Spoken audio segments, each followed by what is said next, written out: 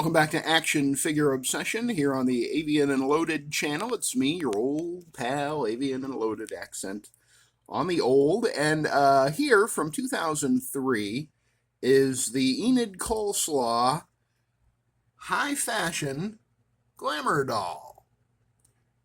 Enid Coleslaw was one of the two main characters in Dan Clowes's Ghost World graphic novel, and then it was a film. Directed by Terry Zwigoff, and I believe co-written or written by Dan Clowes as well. Enid first appeared in his incredible 1990s comic book, 8-Ball, which is definitely worth seeking out. It was published by Fantagraphic Books. In fact, now that I think about it, I think they just re-released the very first issue in a facsimile edition to celebrate, I'm not sure if it's the 30th or 40th anniversary of 8-Ball. Whenever it was, but anyway, it's a big box. This figure is 15 inches tall out of the box, and Enid Coleslaw, by the way, is an anagram for Daniel Clowes, aka Dan Clowes, who created Enid, but she is also based on a real woman named Enid who lived in upstate New York and unfortunately passed away recently. But she went to art school with Dan Clowes and was partially the inspiration for the character of Enid, as seen in the comic books and the graphic novel, and in the Ghost World movie, which is one of my 5 favorite comic book movies of all time.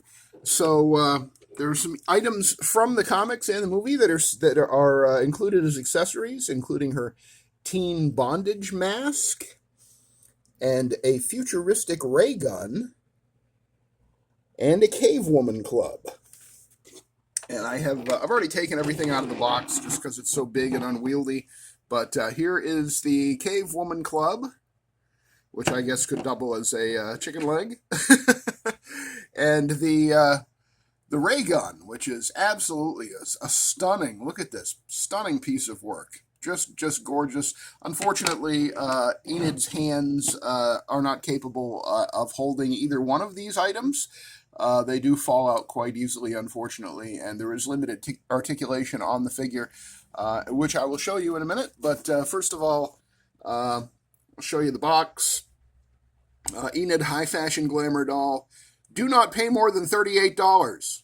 Now, I looked it up, and if you could get one new, unopened, still mint in box, these go for about $499.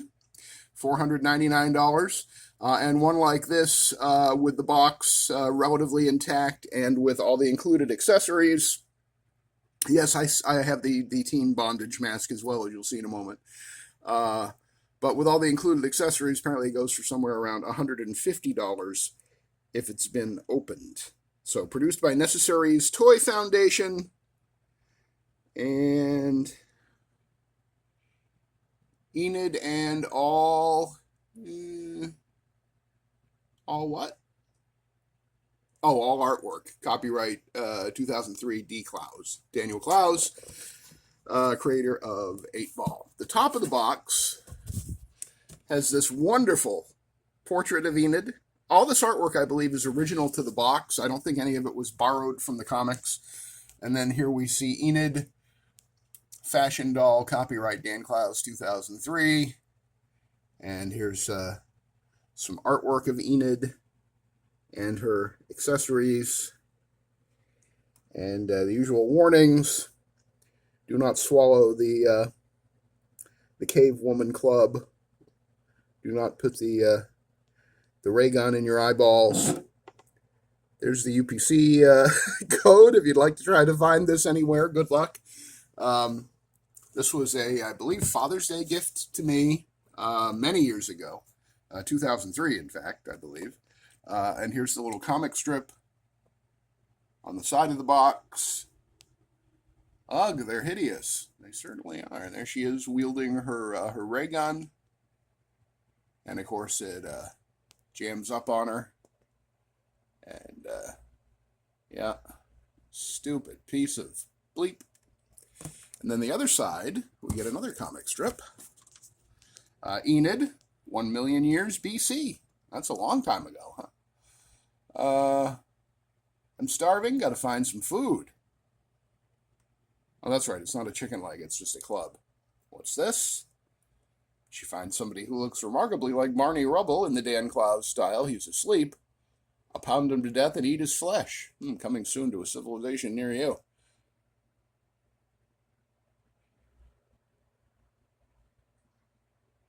It's almost like eating. Yeah, there you go. Oh, the box is as much or more fun than the figure itself, in my opinion. This genius box designed, I assume, by Dan Clowes, the box that the Necessities Toy Company delivered this to us in, and we'll put the box off to the back here, and welcome for her first appearance out of the box.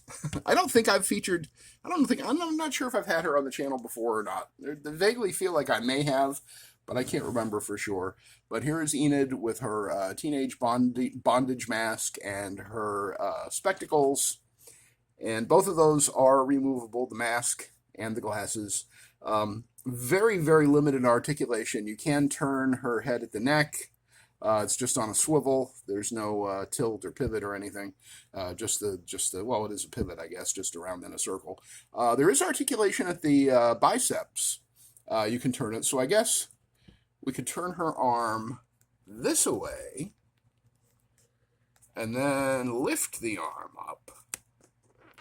And perhaps she could hold one of her accessories that way, but that's the only way it's happening. Here, hold on to your gun there, Enid. Let's see. Let's see if you have the upper arm strength to do it. I guess balancing it on there is going to be a problem.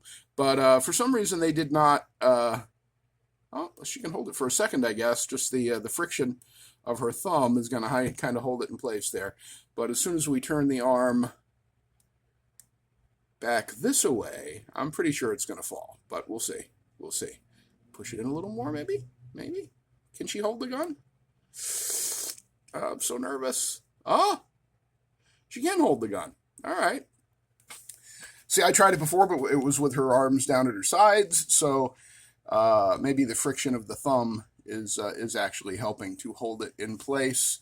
And I think her ray gun may have been a precursor to the Death Ray that we saw in Dan Clowes' comic book, The Death Ray. Maybe not. Maybe he just likes ray guns. I don't know. And then, of course, the club. Can she hold the club? Come on, Enid. Come on. Maybe she can. Maybe she can't. Yeah, I think it's all about the balance with getting this to work. Yeah, it's not going to work.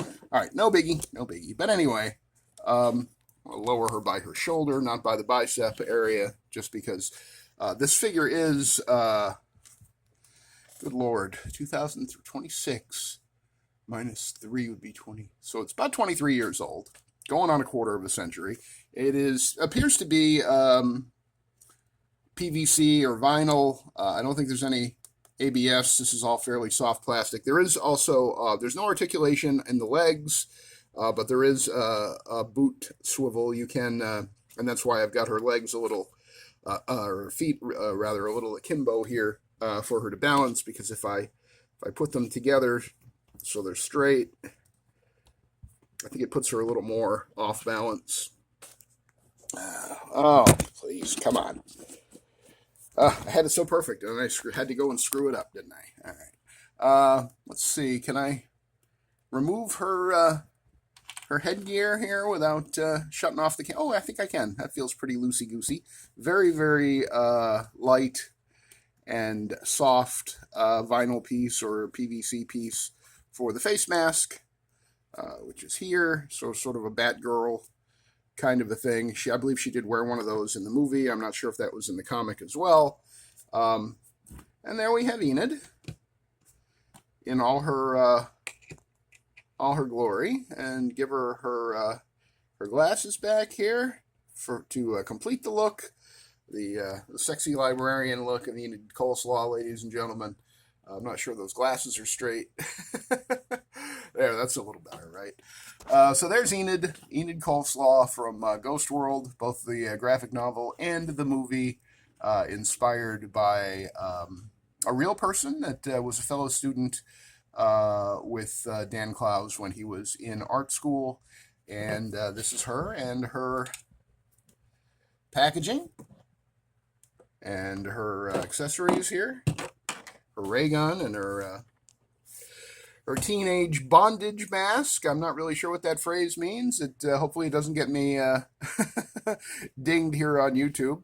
Let's see, shed a little more light on the subject here. I had the light kind of facing away because it's definitely going to create a hot spot on the box.